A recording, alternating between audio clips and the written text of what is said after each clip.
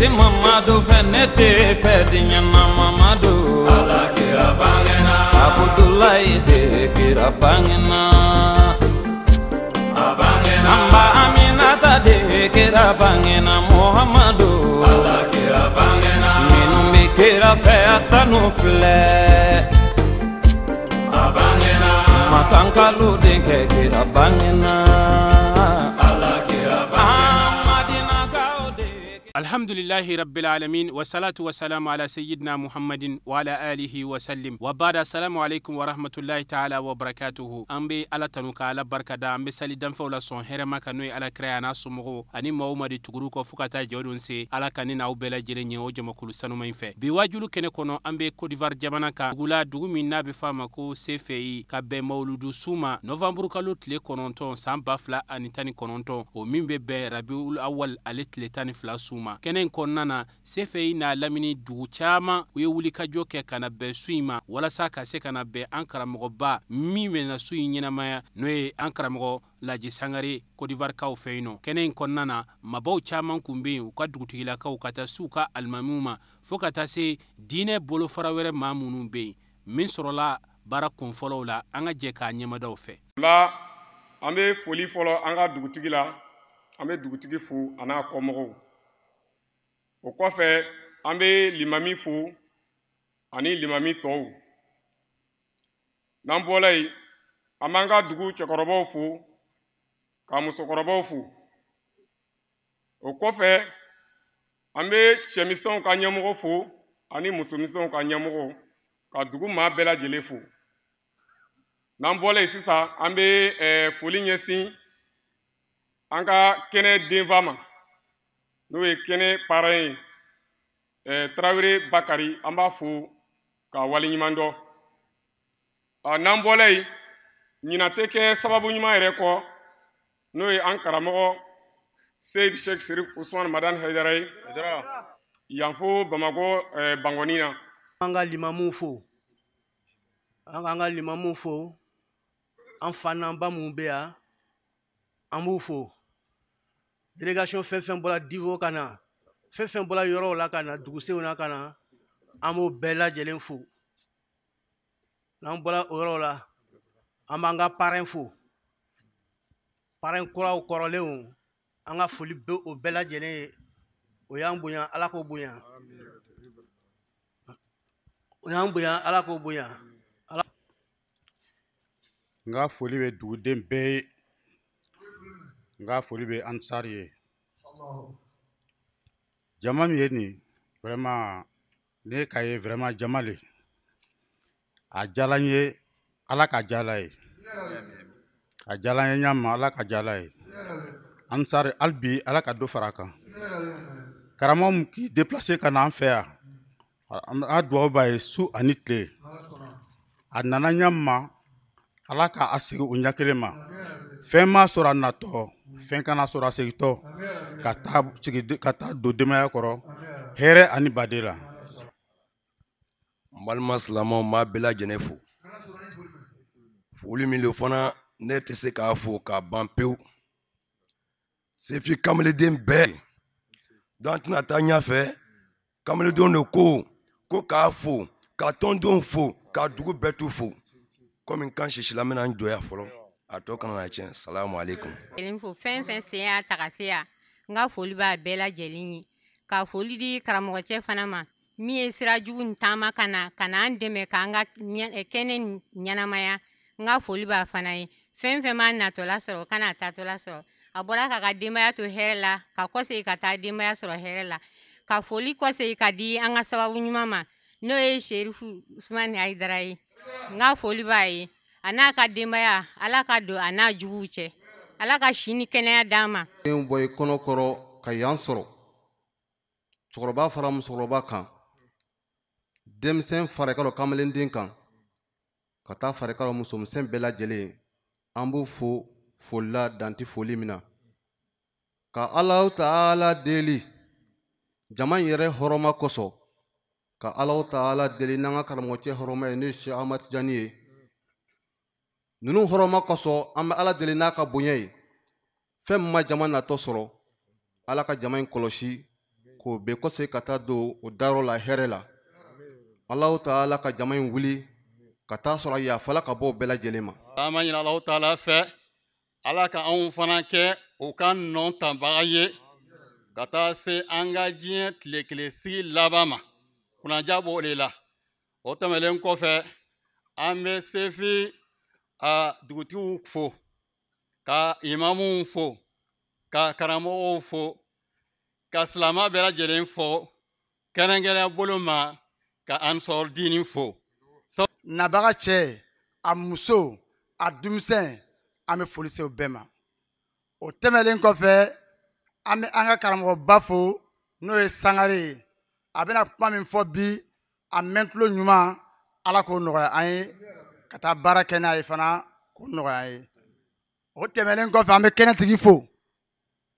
Kɛnɛtigi ye jɔn ye? O ye Shérif Ousmane Madane Haïdara. Chrétiens célestes et musulmans se complètent proprement. Il n'y a pas de polémique autour. Donc moi, quand je vois un musulman, je comprends bien cette religion. Et ce que j'ai beaucoup aimé, si aujourd'hui je suis parmi vous, grâce à Dieu et grâce à l'un de votre fidèles appelé Dambélé, Dieu m'a permis d'être à Yakoubasso. Nous faisons aussi tout ce qui est précède comme un bon croyant musulman ne doit pas consommer de la viande mort étouffée sans être la viande qui n'est pas l'animal qui n'est pas égorgé. On le respecte. La femme qui est dans sa période menstruelle ne doit pas mettre pied à l'église. Le céleste respecte. Pour aller au temple dans la maison de Dieu, il faut se déchausser. Le céleste respecte. Une bonne femme chrétienne céleste doit se faire voiler avant d'entrer dans la maison de Dieu. Le céleste respecte.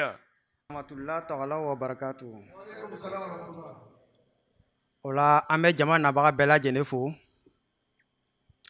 On est comme président des invités. Donc ola ka foli ke invité bela jene togola. Katla ka foli ke section gitri togola. Ni ala je jama me kena kan jama akabu. Be kena soro ala ko le togola. Ndo e kira Muhammadu ka bangeli. Albi bangeli nafa ala ka adi ama. Ni jama ne fem man ni jama na tola masro o kono ko segi tola masro torola. Balma cɛman ni musoman assalamu alaikum. Vraiment an b'a la fo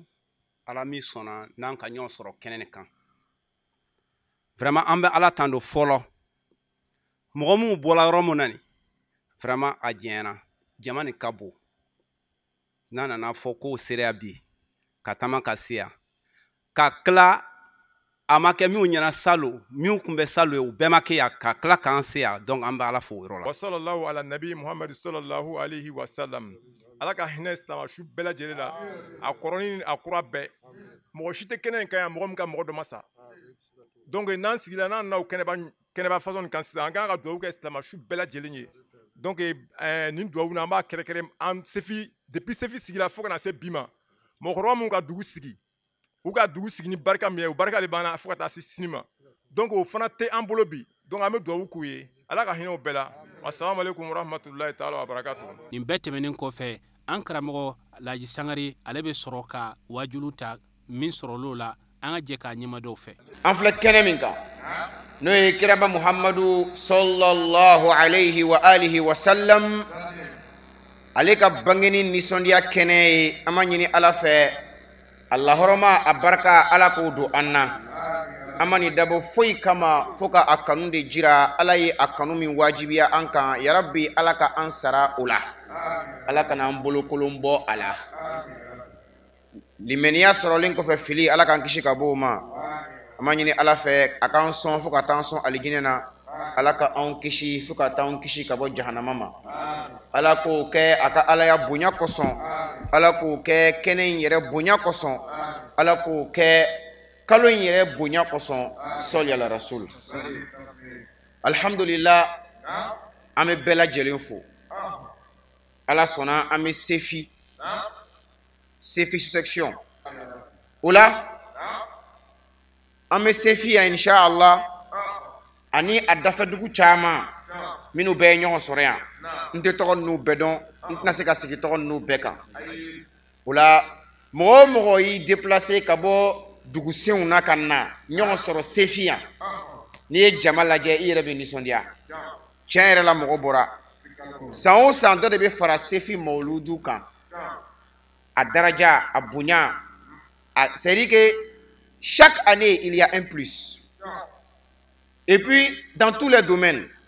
dans le domaine organisationnel organisation saraka ne yɛrɛ ɲinata a ye n kabakoya kosɛbɛ i b'a fɔ k'i tɛ tu kɔnɔ k'i bɛ duguba la ayiwa wulibali la sefi ye duguba ye dɛ sefi ne yɛrɛ ma sefi ɲɔgɔnna ye fɔlɔ ɔnkɛ anw ye wajulikɛlaw de ye an bɛ yaala an bɛ taa yɔrɔ caman an ka mawuludu kɛ yɔrɔ ka ca salon ko ne ye mawuludu kɛ yɔrɔ min ɲinan ne m'a kɛ o yɔrɔ la mais mawuludu dugujɛ an kɔni bɛ na yan mais an bɛ mawuludu kɛ yɔrɔ o yɔrɔ an ma sefi ta ɲɔgɔnna ye an b'o seereya ala ka ni sababa bɛn ayiwa labɛn cogo la o yɛrɛ fana kɔfɛ sefi duguw yɛrɛ u kɛn bɛ ɲɔgɔn fɛ cogo min la communion qui existe ici à Sefi, la cohabitation pacifique, le vivre ensemble, vraiment je n'ai pas vu ça ailleurs. Je n'ai pas vu ce modèle de Sefi là ailleurs. Kene Kayan 600, nous avons, c'est-à-dire toutes les couches sont représentées. Tout le monde. L'année passée, c'était pareil. Mais cette année encore, nous avons l'honneur de recevoir le représentant de l'Église céleste à la célébration de la naissance du prophète Muhammad sallallahu alayhi wa sallam. Ça, c'est quelque chose à souligner. C'est quelque chose qu'il faut répéter. C'est quelque chose qu'il faut retenir. Je l'ai dit l'année dernière. Tout le monde était là. Il y avait les musulmans et les non-musulmans. Tout le monde était présent l'année dernière. Et même parmi les musulmans, vous savez que la divergence d'opinion existe partout. La divergence d'opinion existe partout. Dans toutes les communautés, dans toutes les religions. Alors, il est ainsi dans la religion musulmane, il y a une divergence sur la légitimité même de cette célébration. Mais à Sefi ici, même ceux que nous considérons représentants de la tendance qui n'autorisent pas cette célébration sont représentés sur notre Mawlud. Depuis l'année dernière, aujourd'hui encore, cette année, ils sont là. C'est quelque chose vraiment qu'il faut souligner. C'est quelque chose qu'il faut répéter. C'est quelque chose qu'il faut retenir. Si ce n'est pas à Sefi, je n'ai vu ça nulle part ailleurs. C'est-à-dire que toutes les tendances de l'islam sont là. Et puis, toutes les couches de la société sont là. Et également, même nos coreligionnaires, les chrétiens sont présents. Il y avait les non-musulmans l'année dernière, mais en tant que notable du village, mais en tant que représentant d'une église, c'est la toute première fois. Donc nous remercions notre pasteur de l'église céleste, vraiment qui nous a honorés de sa présence.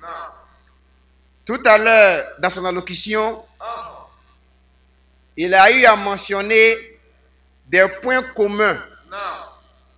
qui sont entre les musulmans et en particulier,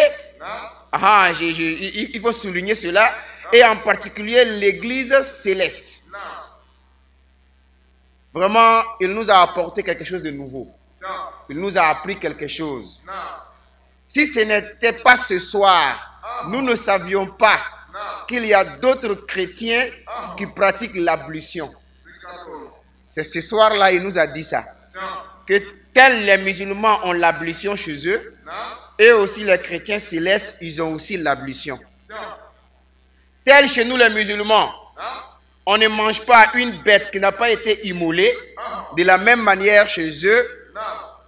les bêtes non immolées sont interdites. Et il a cité plusieurs points communs. Il a aussi cité le point de divergence qui ne manque pas. Donc, est qualifié Jésus-Christ comme fils de Dieu, que nous musulmans disons que Dieu n'a pas d'enfant, et aussi que nous prions 5 fois par jour. Mais par contre, eux, ils prient 7 fois par jour. Et ça aussi, c'est nouveau que nous apprenons aujourd'hui. Nous ne le savions pas auparavant. Donc, nous sommes très émus. Nous le remercions. Vraiment, nous sommes des religions sœurs. Ce qu'il a dit, c'est comme ça. Normalement, les religieux, les croyants doivent se donner la main. Les croyants doivent se donner la main, surtout en ce moment crucial. Par exemple, le pasteur a mentionné un point commun, qui est que telle la femme se voile chez nous les musulmans, chez eux aussi, une femme ne doit pas entrer dans le temple sans être voilée. Mais aujourd'hui, il y a des États qui légifient l'interdiction du port de voile dans des domaines publics où je ne sais pas comment ça. En tout cas, je sais que ceux qui sont connectés, ceux qui suivent l'actualité savent cela. Ce débat aujourd'hui qui est en France en particulier. Si vous voyez aujourd'hui, mais alors que le port du voile est un point commun entre toutes les religions, ce n'est pas seulement entre la religion musulmane et l'église céleste, mais entre toutes les religions, je dirais même hébraïques, toutes les 3 grandes religions monothéistes, le judaïsme, le christianisme et l'islam. Le voile est commun chez toutes ces 3 grandes religions. Mais si vous voyez des États qui interdisent le voile, ils ne sont pas contre une religion, mais ils sont contre toutes les religions. Donc cela doit interpeller les religieux à s'unir. Cela doit interpeller les religieux à être ensemble. Parce que s'ils continuent à se diverger, ils continuent à se disputer, aujourd'hui ils ont un ennemi commun qui ne veut même pas les voir et tous.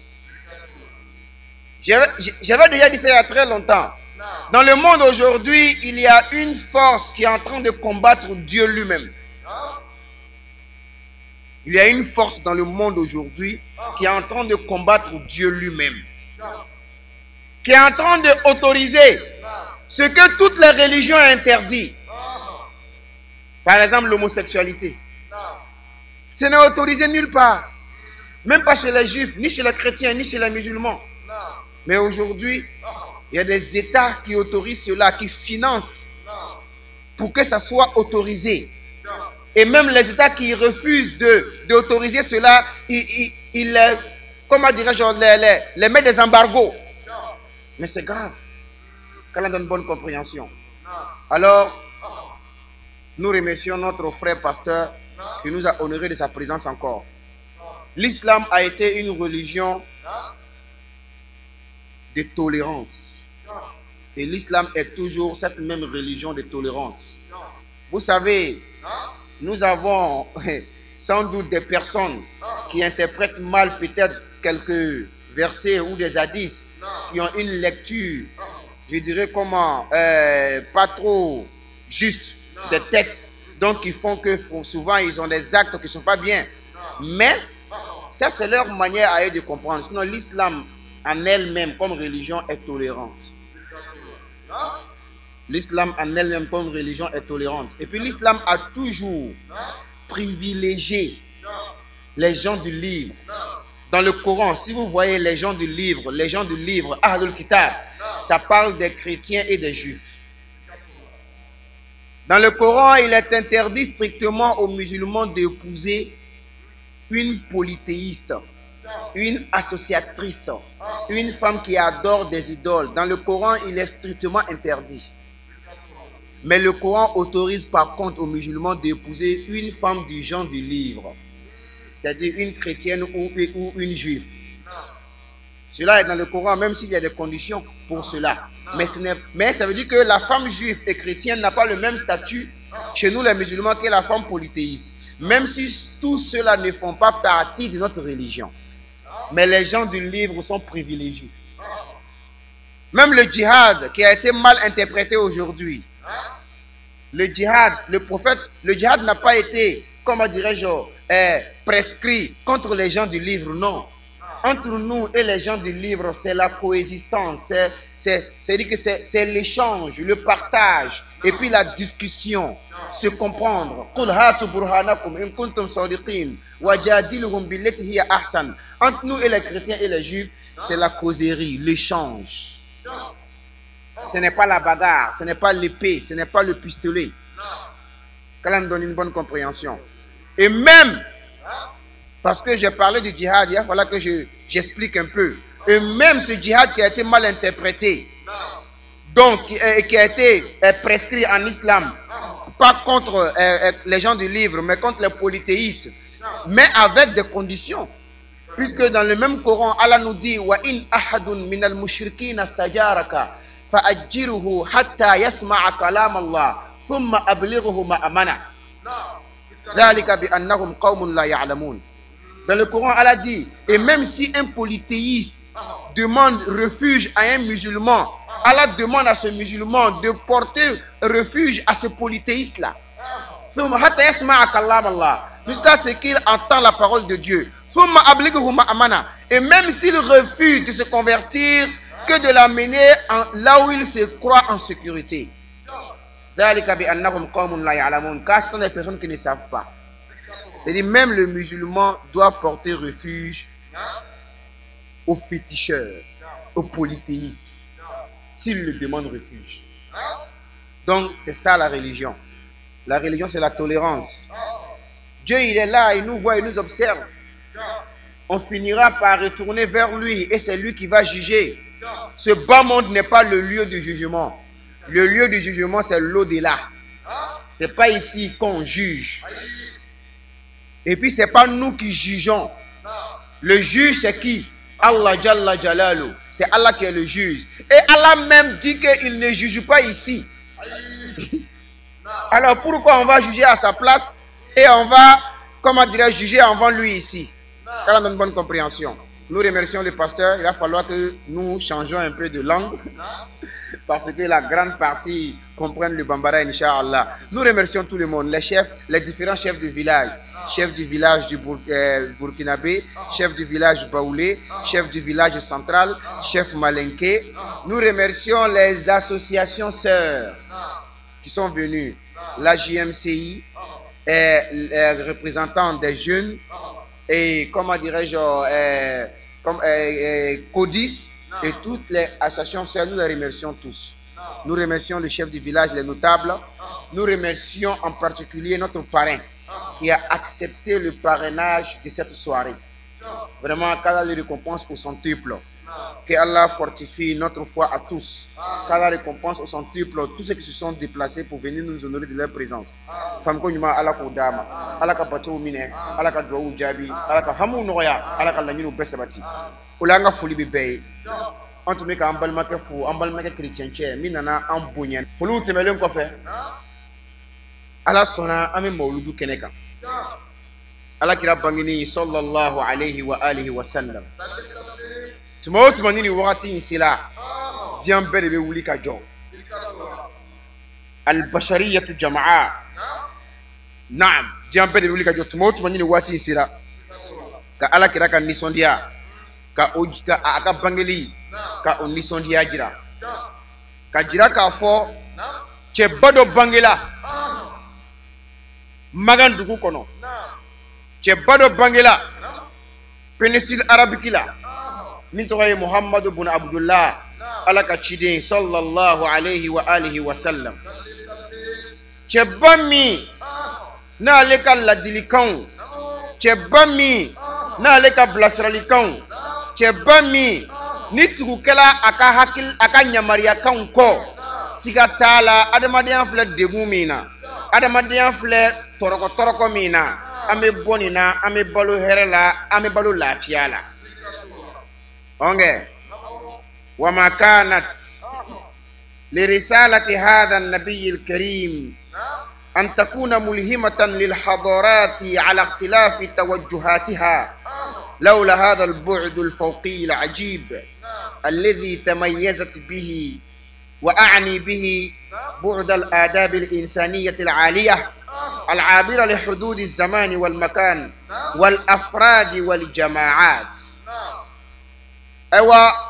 محمد المصطفى صلى الله عليه وآله وسلم أكتشكان أنني بلاسراليكامي son message أتشلاني مي le message du prophète Muhammad sallallahu alayhi wa sallam a inspiré bien nombre de civilisations malgré leurs divergences dans leurs orientations. Ala kiraka chikan no islamaya akala sababu ye ka civilisation chama ka olu kokoroma don ko wuli ko joko sigi ka soro hali madola o nyeshi fa untekele akala sababu ye empire jora akala sababu ye famu ani kodon adamadenya yɛrɛ bɛ se ka bɔ nɔgɔ la cogo min o sira caman sɔrɔla ka bɛn n'ale ka cikan ye sallallahu alayhi wa alihi wa sallam. mais ala kira ka cikan n'o ye silamɛya ye a kun tɛ se ka nin baara in bɛɛ kɛ,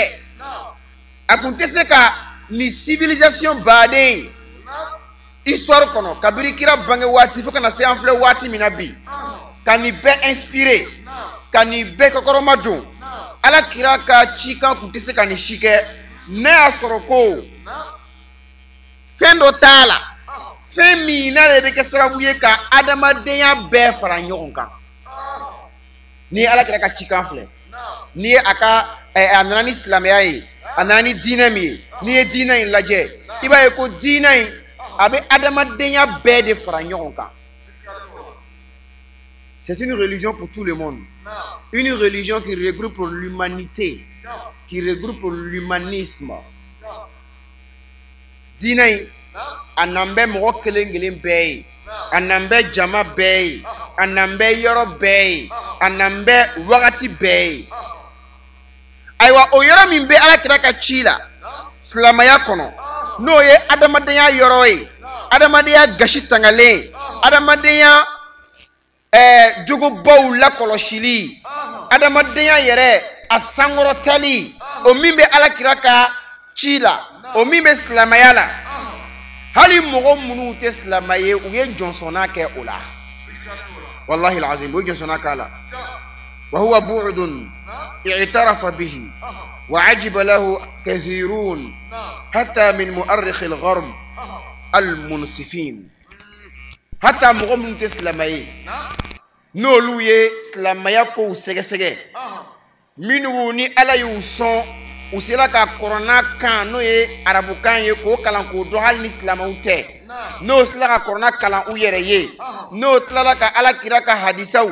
ka dɔ faamu o la, olu yɛrɛ bɛɛ y'a dɔn ko muhamadu cila ni min ye, a nana ni cikan min ye ka bɔ ala yɔrɔ, adamadenya tangana do, adamadenya sankɔrɔtalan do. A n'an bɛɛ diɲɛ bɛɛ de kama a dan tɛ mɔgɔ groupe dɔw ma, a ma na yɔrɔ dɔ kɔsɔn ka yɔrɔ dɔ to yen, a ma na wagati dɔ kɔsɔn ka wagati dɔ to yen, mais a nana yɔrɔ bɛɛ kɔsɔn, a nana wagati bɛɛ kɔsɔn, a nana mɔgɔ siya bɛɛ kɔsɔn. Famko ɲuman ala k'o d'a ma. O la olu yɛrɛ ka mɔgɔba dɔ ko minnu tɛ silamɛ ye fiyewu, mais ka kira ka taabolo, kira ka cikan, o minnu y'a kalan k'a sɛgɛsɛgɛ ka faamu, u ye jɔnsɔnna kɛ ko inna muhammadan lahuwa min akbari muhibbil khayri lil insaniya. Ko muhammadu ko u kalla k'a fɔ mɔgɔ minnu bɛ hɛrɛ kanu adamadenya bɛɛ ye ko muhamadu y'o bɛɛ la belebeleba dɔ ye mɔgɔ minnu bɛ hɛrɛ kanu mɔgɔ minnu nana diɲɛ kɔnɔ ni u ka hɛrɛ kanu a bangela adamadenya bɛɛ ye u ka hɛrɛ kanu ma dan u yɛrɛ faso dama ma u ka hɛrɛ kanu ma dan u yɛrɛ ka siya dama ma u ka hɛrɛ kanu ma dan u yɛrɛ ka kabila dama ma u ka hɛrɛ kanu ma dan hali u yɛrɛ ka dinamɔgɔ dama ma mais o ye hɛrɛ kanu bɛɛ ye hali oni minnu tɛ siya kelen hali oni minnu tɛ kabila kelen hali oni minnu tɛ hali dina kelen kɔnɔ mɔgɔ minnu ye hɛrɛ kanu diya bɛɛ ye k'u la belebeleba dɔ ye muhamadu ye sallallahu alayhi wa alihi wa sallam wa inna zuhurahu lil alam ajma lahuwa atharu iradatin ulya k'olu kɔni y'a dɔn muhamadu bangeli a bangela kana diɲɛ kɔnɔli min kɛ ko siga t'a la bangeli in kɛla ni laɲini kɔrɔtalen dɔ ye laɲini kɔrɔtalen dɔ a tɔ kun ye dɔrɔn k'a fɔ dɔrɔn ko ala de y'a ci nka u nɛ minɛna u ma se k'o de fɔ n'o tɛ n'i ko laɲini kɔrɔtalen k'o de ye muhamadu bange muhamadu bangelen k'o ye laɲini kɔrɔtalen dɔ nɔ de ye o kɔrɔ tɛ ko ala de y'a ci sa fɛn ko ɲuman ala k'o d'a ma hali bi cɛ in kumana an min ka kumana nin ye a ko waliqarati asiya an taftakhira bi hadha rajul azim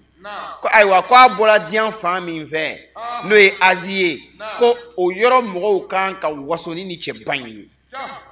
nin ye jɔnni mankan ye mɔgɔw de mankan ye nin ye hali minnu tɛ silamɛw ye k'a yira ko alakira sallallahu alayhi wa sallam est l'une des personnes qui ont aimé le bonheur pour toute l'humanité. C'est-à-dire le prophète Mohammed sallallahu alayhi wa sallam est l'une des personnes qui ont aimé le bonheur pour toute l'humanité. C'est-à-dire l'une des grandes personnes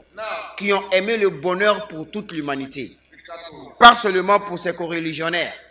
pas seulement pour ceux dont ils sont de la même ethnie ou de la même race, mais pour toute l'humanité. Quelle est une bonne compréhension? Halibi oka nyamoko so bodo be na be fo mako al mawsu'atul britanniya avec Grande-Bretagne no ye Angleterre ye oluko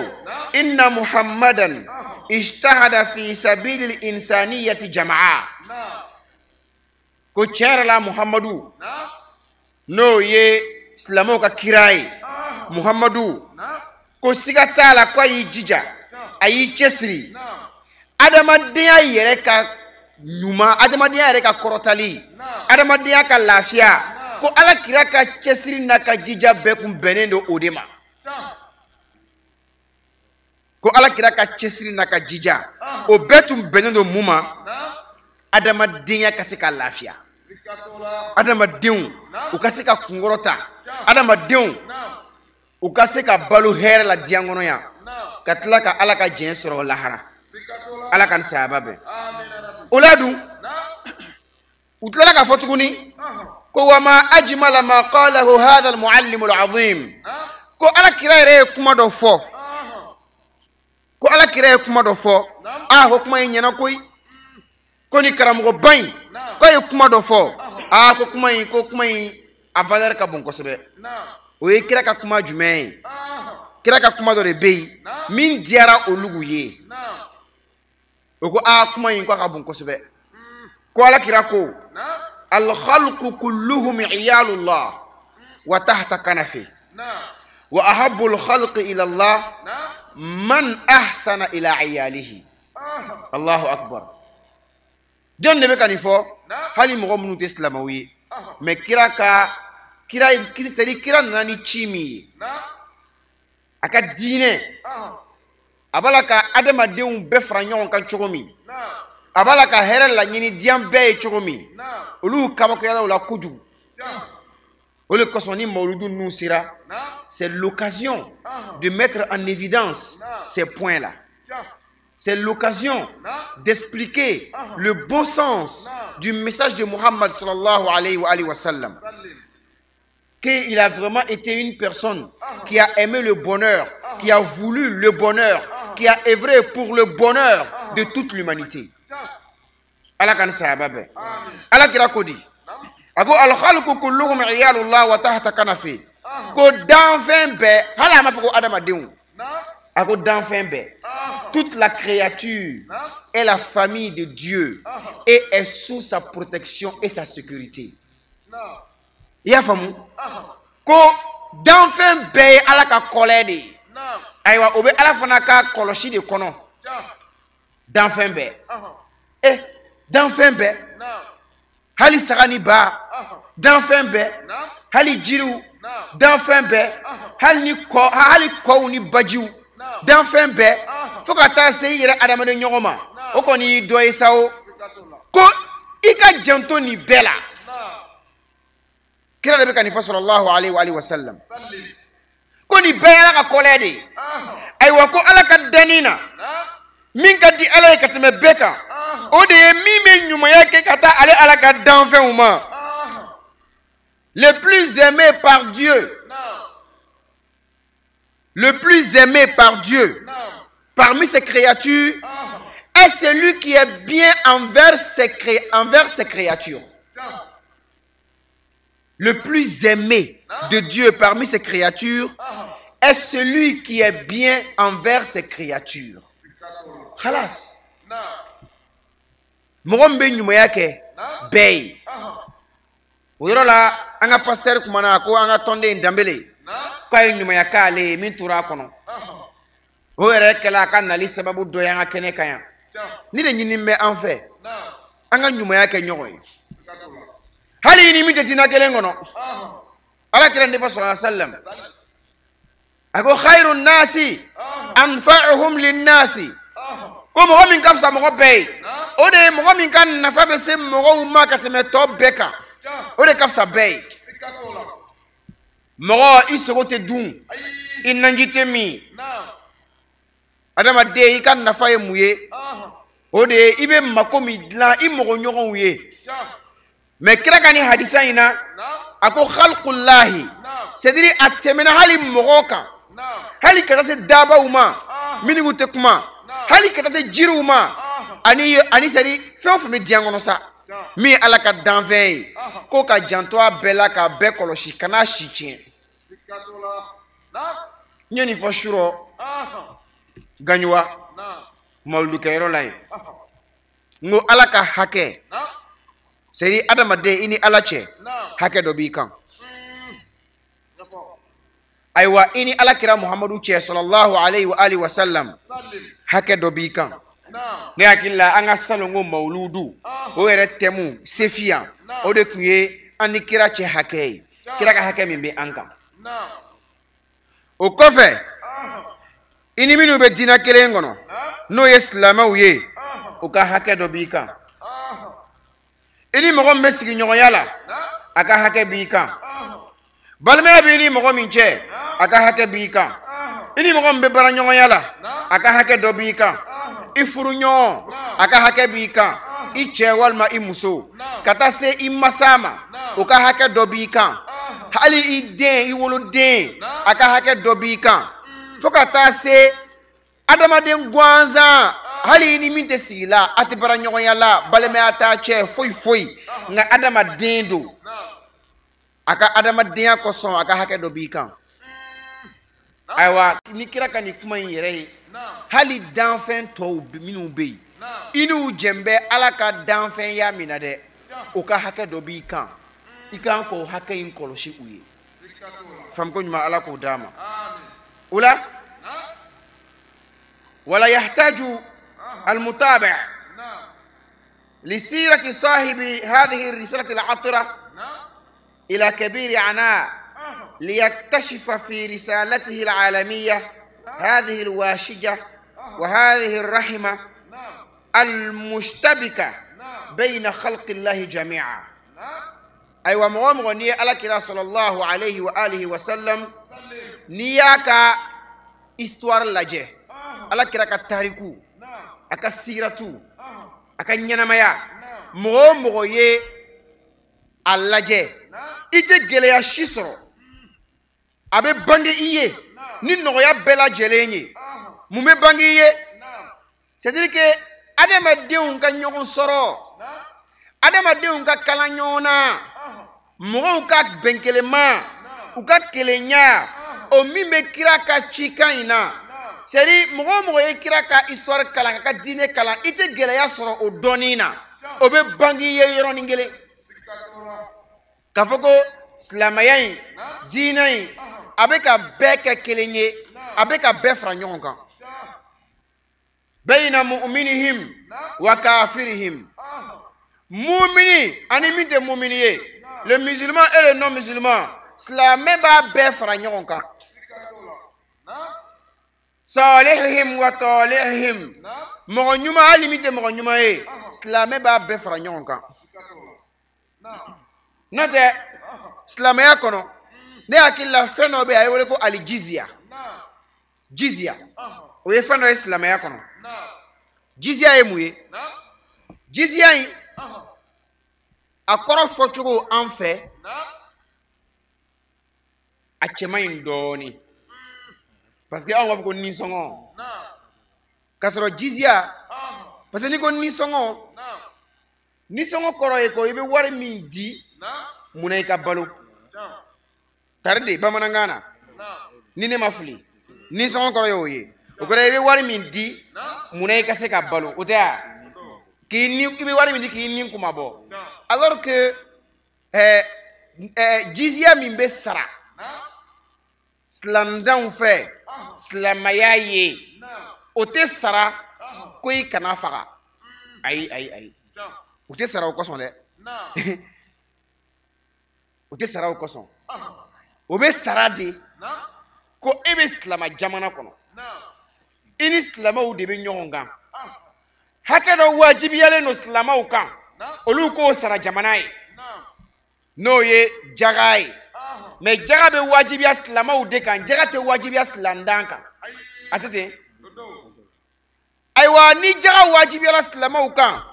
e tɛ silamɛ ye nka e bɛ silamɛ jamana kɔnɔ silamɛw ka jaga o de bɛ ta ka jamana dilan n'a ye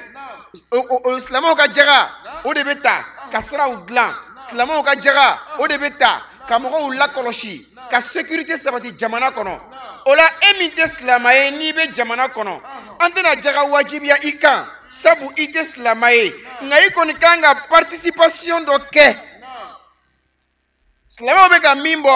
en tant que jamanaden e yɛrɛ ye jamanaden dɔ ye e fana ka hakɛ dɔ fana bɔ hakɛ min fana ni o bɛ ta ka fara silamɛw ta kan ka aw bɛɛ lakisi ka aw bɛɛ latanga ka jamana sankɔrɔ ta ka jamana bɔ nɔgɔ la jizya sarakun de filɛ nin ye famiko ɲuman ala k'o d'a ma o la n'o tɛ ne y'a sɔrɔ ko ka don diinɛ kɔnɔ ko wajibi bilen don ko n'i ma dɔn k'i bɛ faga jizya ko bɛ fɔ wa mais silamɛdan bɛ se ka balo silamɛ jamana kɔnɔ k'a sɔrɔ a b'a ka diinɛ na et puis silamɛ jamana kan ka a sécuriser ka a yɛrɛ farisogo sécuriser ka a ka nafolo a bolofɛnw k'olu latanga hali a danbe k'a danbe latanga ayiwa ni silamɛ min ye dankari a la ka dansago a kan sariya bɛ bolo silamɛ kan a b'o ni fata ka masahabu la ni silamɛ ye silamɛdan faga silamɛ jamana kɔnɔ o silamɛ kelen bɛ jɔ sariya bɛ bɔ a la k'a kun tigɛ famiko ɲuman ala k'o d'a ma o la i b'a dɔn ko silamɛya ye diinɛ de ye diinɛ min ça regroupe tout le monde ala kira ka ci c'est à dire que ni mɔgɔ bonyana f'i ka se ka mɔgɔ wɛrɛ mara mɔgɔ o mɔgɔ tɛ se ka mɔgɔ wɛrɛ mara o tigi man bon maaba tɛ maaba de bɛ se ka maa wɛrɛ mara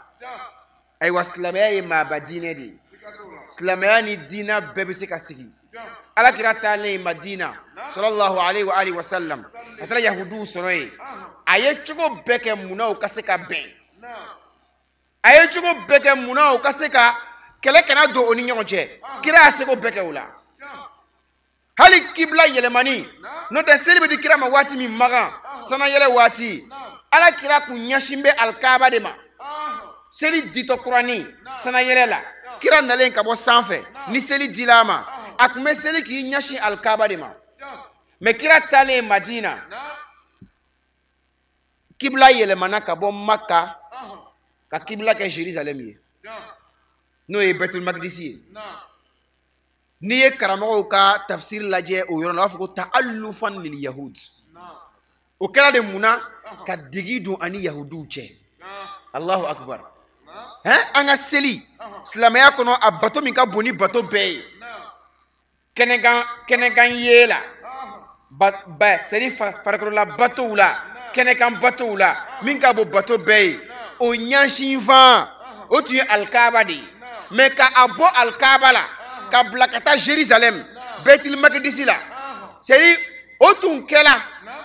silamɛya kɔnɔ kira yɛlɛmani kurani Madina munna degi ka se ka don ani yahudiw cɛ yahudiw k'a ye ko a fana bɛ seli k'a ɲɛsin an ɲɛsinfan yɔrɔ ma ma ko nin ye koba ye o kɔrɔ ye ko hali bi ni kɛlɛ ko bɛ mɔgɔ min kɔnɔ a b'o kɛ wa o kɔrɔ ye ko bɛn ni kelenya o de ɲinitɔ de don famuko ɲuman Ala k'o d'a ma o la wa ha hiya maraji'u sunnah تروي لنا أنه كان يقول عقب كل صلاة اللهم ربنا ورب كل شيء أنا شهيد أنك الرب أنك الرب وحدك لا شريك لك اللهم ربنا ورب كل شيء أنا شهيد أن محمدا عبدك ورسولك اللهم ربنا ورب كل شيء أنا شهيد أن العباد كلهم إخوة aywa ni ye kira ka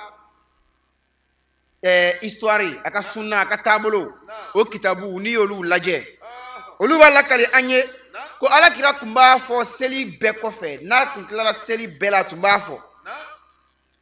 Allahumma rabbana wa rabba kulli shay ko yamma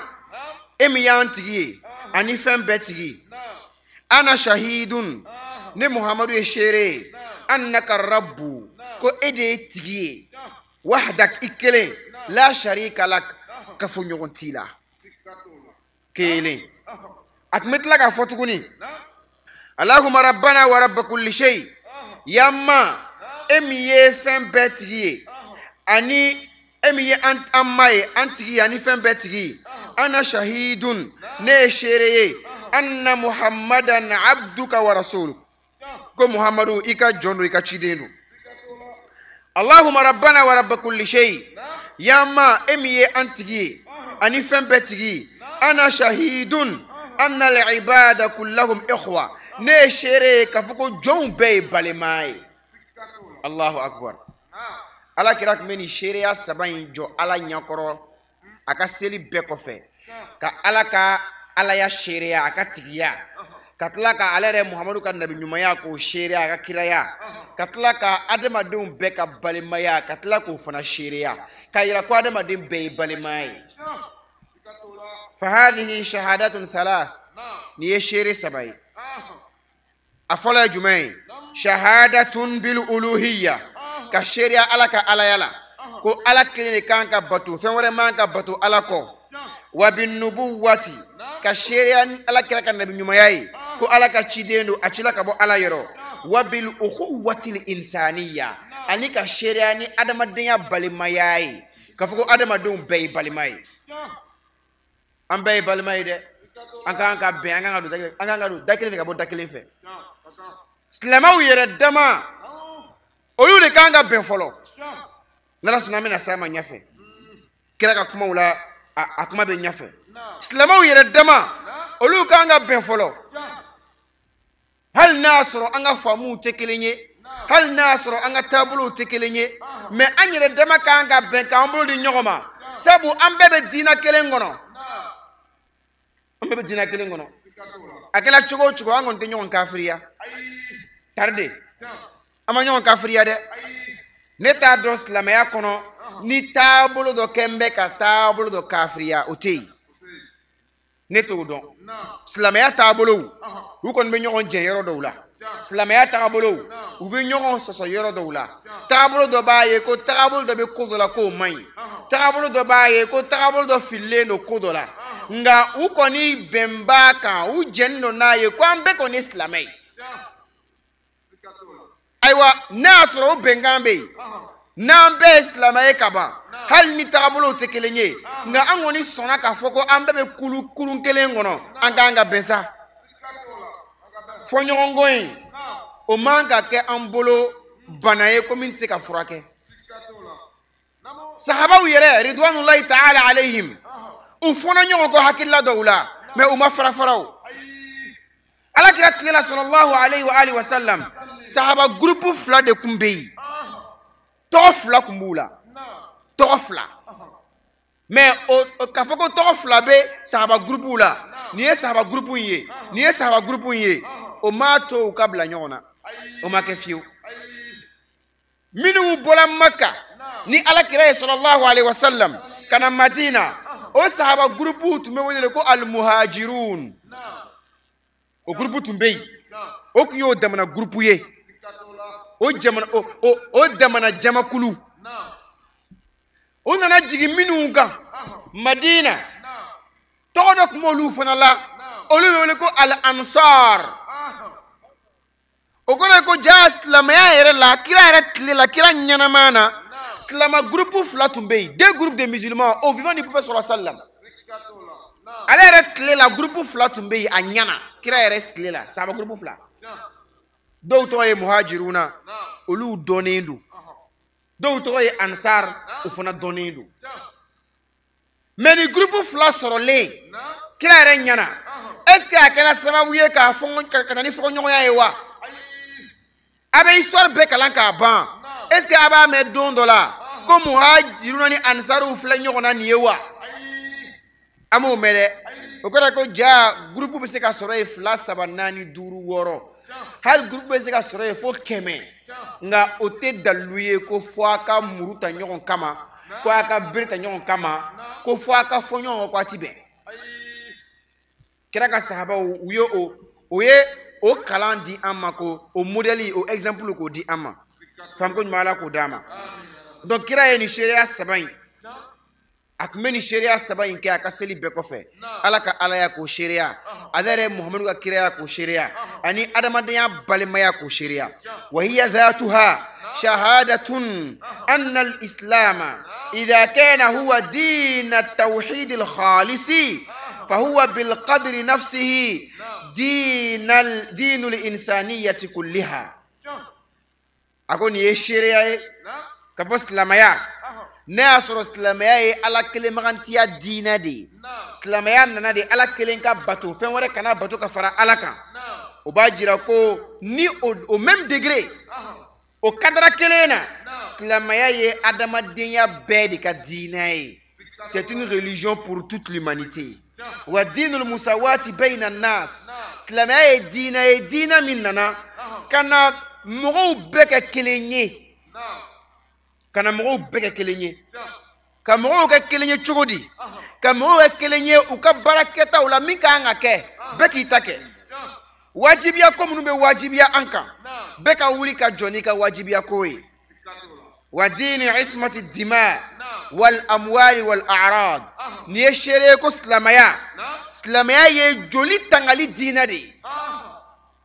islamaya te mo fa dina yi islamaya ajantola joli la islamaya mason mo ka fa o de koson islamaya donkan laydu woro no e bay al laydu woro yi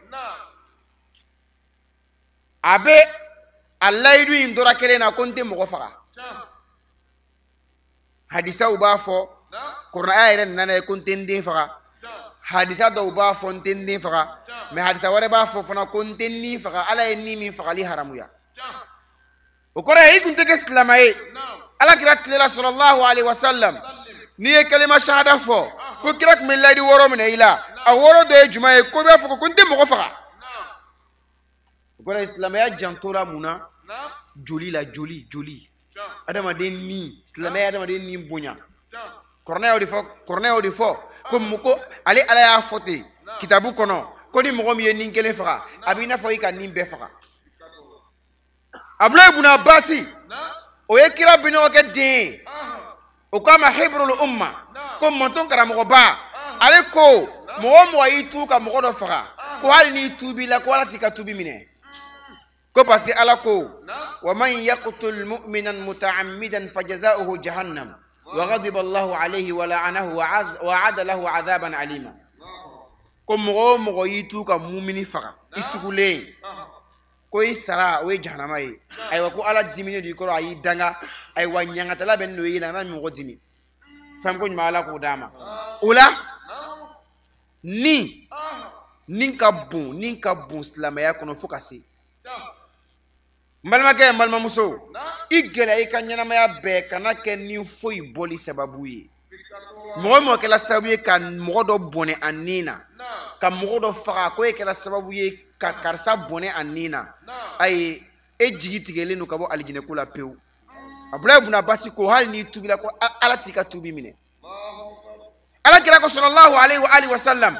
ko i ka taa alikaba ci biriki c'est-à-dire ka alikaba ci ka bɔ yen brique par brique ka a balaye ka bɔ dugukolo sanfɛ pewu ko o jurumu ka nɔgɔ i ka silama kelen ni bɔ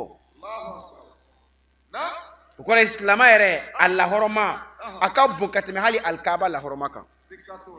fam ko ɲuman ala k'o d'a ma donc silamɛya ye diinɛ ye diinɛ min jan bɛ joli la ka joli tanga silamɛya tɛ mɔgɔ faga diinɛ ye o b'a fɛ ka o min da kɛnɛ kan walima ka o min yanga bɛɛ ye. L'islam n'est pas une religion de terreur. Les musulmans ne sont pas des terroristes. Non, non, non, non. L'islam est pour la paix. L'islam même c'est la paix. Al-Islam min as-salam. Le mot islam même est tiré du mot as-salam, qui veut dire étymologiquement la paix. nin kun y'an ye Côte d'Ivoire jamana ka Jamiatul Ansardine bolofaraba min bɛ sefe ye olu ka mawludu min n'u b'a ɲɛnamaya san o san ɲinan ta min kɛra o de kun ye nin ye an b'a ɲini ala fɛ san wɛrɛ ta ala k'o yira an na duwawu minnu donna kɛnɛ kɔnɔ ala k'u minɛ basigi ni bɛɛ ala k'o sabati jamana ninnu bɛɛ lajɛlen kɔnɔ k'aw fo k'aw wale ɲuman dɔn ka ala deli ala ka waati wɛrɛ yira an na wasalamu alaikum wa rahmatullahi ta'ala wa barakatuhu.